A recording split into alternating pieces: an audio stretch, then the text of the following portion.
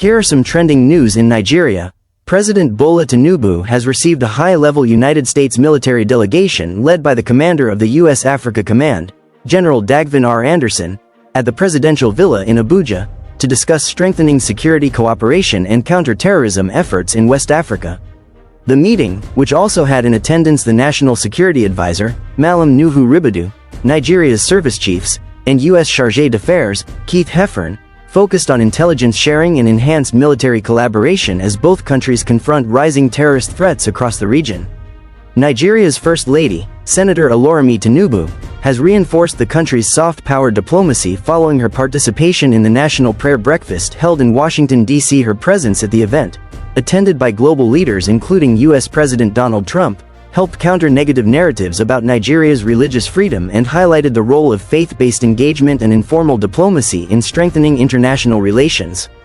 President Bola Tinubu has reiterated his administration's resolve to implement livestock and ranching reforms as a lasting solution to farmer-herder conflicts and insecurity across Nigeria.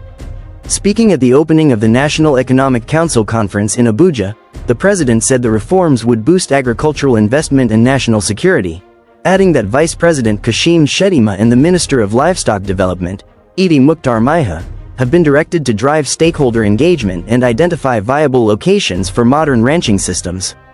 The Executive Secretary of the National Institute of Cultural Orientation, Abiodun Ajiboye, has stated that Nigeria currently lacks the infrastructure required for electronic voting and real-time transmission of election results. Speaking in an interview with Arise News, Ajiboye cited poor electricity supply, limited telecom capacity, funding constraints, and cybersecurity threats, including attacks on INEC servers during the last general elections, as key challenges hindering full digitization of the electoral process. President Bola Tinubu has stepped in to address the political crisis in Rivers State by hosting a reconciliation meeting with Federal Capital Territory Minister, Nyesom Wike, and Rivers State Governor, Siminalayi Fubara, at the presidential villa in Abuja. Reports indicate that the closed-door talks may have eased tensions between both leaders, raising expectations of political stability in the oil-rich state following months of intense power struggles.